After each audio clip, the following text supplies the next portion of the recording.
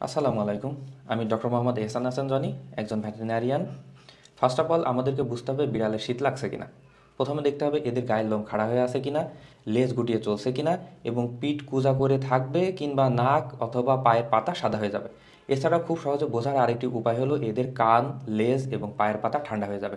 এছাড়াও শরীর কাঁপতে থাকা এবং নাক দিয়ে পানি পড়া আলটিমেট অসুস্থতার লক্ষণ। এখন প্রশ্ন হলো এটা থেকে বাঁচার উপায় কী।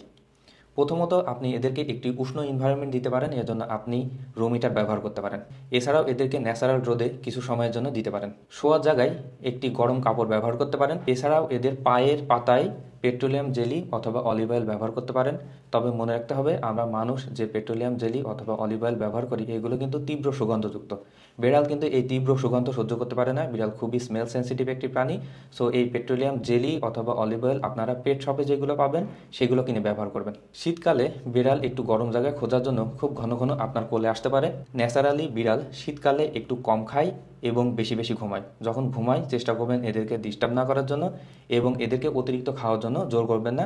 চেষ্টা করবেন একটি উষ্ণ এবং পরিষ্কার পানি দেওয়ার জন্য, বাসি খাবার মোটে খাওয়াবেন না। আর আপনাদের কাছে হাত জোর করে একটি অনুরোধ করছি, বিড়ালের যদি ঠান্ডা লাগে কোনোভাবেই প্যারাসিটামল জাতীয় ওষুধ খাওয়াবেন না। প্যারাসিটামল বিড়ালের জন্য বিষ, এজন্য আপনার 4 পায়ের বাচ্চাটি মারাও যেতে পারে। For more inquiry drop a comment.